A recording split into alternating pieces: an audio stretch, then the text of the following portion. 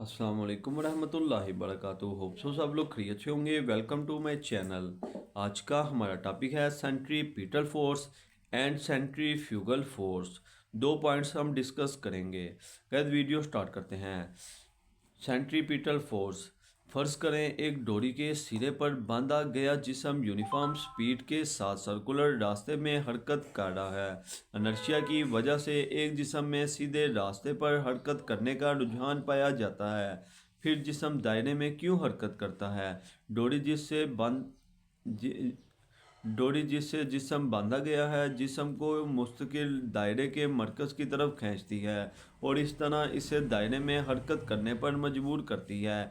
डोरी जिस्म को इसकी मोशन की सीमत के अमूदी सीमत में खींचती है, जैसा कि शक्ल 3.26 में दिखाया गया है। जिस्म को खींचने वाली इस फोर्स की सीमत हमेशा दायरे के मरकज़ की जानिब होती है, इसलिए इसकी सीमत हर लम्हा तब्दील हो रही होती है। दायरे के मरकज़ की जानिब अमल करने वाली इस फोर्स को सेंट्रीपिटल फोर्स कहते हैं। ये जिस्म को दायरे में घुमाती है। सेंट्रीपिटल फोर्स हमेशा जिस्म की मोशन की सीमत के अमुदन अमल करती है।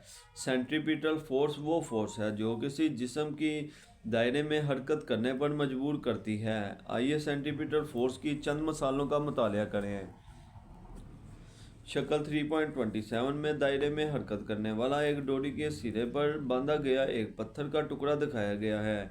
डोरी में मौजूद टेंशन ज़रूरी सेंट्रीपिटल फोर्स फराहम करता है। ये पत्थर के टुकड़े के दायरे में मोशन को कायम रखता है। अगर डोरी मजबूत ना हो तो सेंट्रीपिटल फोर्स फराहम करने के लिए ज़रूरी टेंशन मुहैया नहीं कर सकेंगे और टूट जाएगी और पत्थर का टुकड़ा दायरे के साथ टेंजेंट बनाते हुए दूर जा गिरेगा, जैसा कि शक्ल 3.27 बी में दिखाया गया है।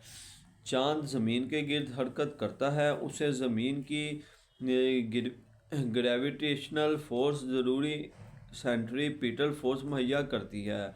फ़र्ज़ करें कि एम मास का एक जिस्म जिसका रेडियस 2 है दायरे में यूनिफॉर्म स्पीड टी से हरकत कर रहा है। सेंट्रीपिटल फोर्स एफ सी का पैदा करदा एक्सेलरेशन ए सी हस्बे झील है।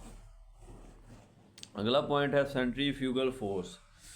फर्ज करें कि अगर एक डोरी के सिरे पर बांधा गया पत्थर का एक टुकड़ा दायरे में हरकत कर रहा है, जैसा कि शक्ल 3.28 में दिखाया गया है। ज़रूरी सेंट्रीपिटल फोर्स डोरमी के ज़रिए अमल करती है और पत्थर के टुकड़े को दायरे में हरकत करने पर मजबूर करती है। न्यूटन के मोशन के तीसरे कानून के मुताबिक सेंट्रीपिटल फोर्स का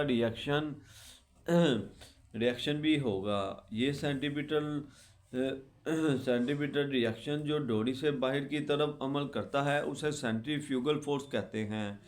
मिसाल है 100 ग्राम मास के एक पत्थर के टुकड़े को 1 मीटर लंबी डोरी के सिरे पर बांधा गया है।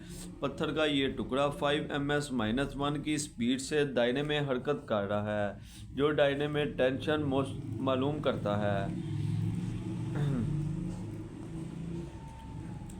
हल क्या है इसका? m is equal 100 gram is equal 0.1 kg, v is equal 5 ms-1, R is equal 1m, T is equal FC।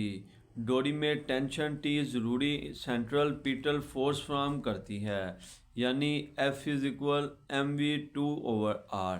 T is equal 0.1 kg multiply 5 ms-1 bracket 2/1m। T is equal 2.5 n। First डोरी में tension 2.5 n के बराबर होगी।